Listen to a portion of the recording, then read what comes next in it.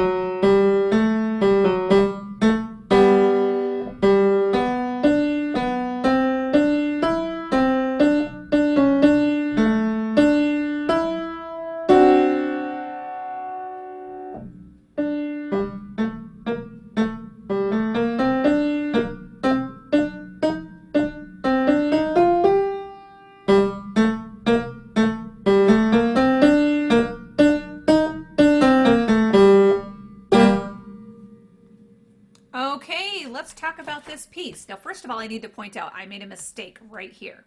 And I did not play a staccato on this note. So make sure you don't do what I did. I'm going to play a staccato on that note. Speaking of staccato, there are a lot of staccato and legato all the way through this piece.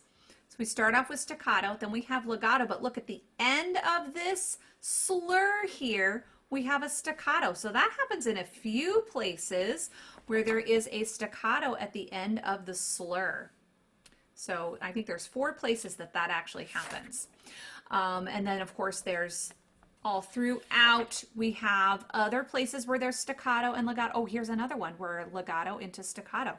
So watch for those. Our dynamics go all kinds of places. So we start off quietly, mezzo piano, so medium soft right here. So we start off kind of quiet, and then we go down here to mezzo forte when we start talking about, oh, we'd all ride in chocolate cars on roads that are made out of chocolate bars.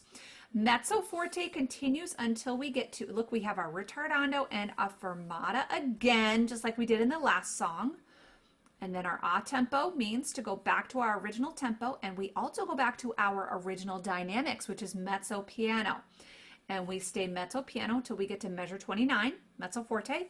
And then we finish the piece with forte and accents again at the very, very ending.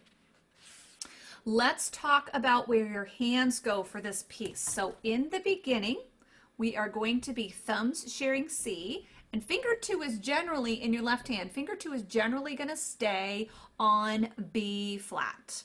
So, and remember that when a flat or sharp is marked in a measure, it applies for the rest of the measure. So this B flat, this flat right here that makes this B flat, also applies to this B as well. So this B will be flat too.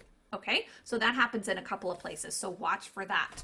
Now, we start off here, then when we get to measure 8, if you look, it says finger 3, but it's a D here. So you are going to slide your right hand down to D on finger 3, and then at the beginning of the next measure, which is measure 9 on the word weed, you're going to have finger 2 on G. So now look at this, your thumbs are neighbors.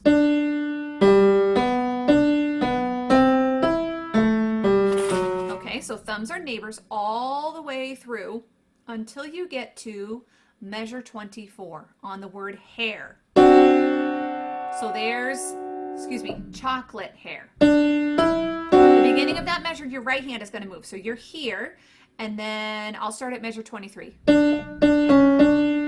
Right here, your right hand moves, and now your left hand moves. So now you're back in thumb sharing C, and that's the way it's going to be for the rest of the piece. I hope you enjoyed this video. I just love this book. It's so much fun to go through. If you liked it, please give it a like and subscribe to my channel. And please reach out. I love hearing from my viewers and always am available to answer any questions. Thanks so much for watching. See you in the next video.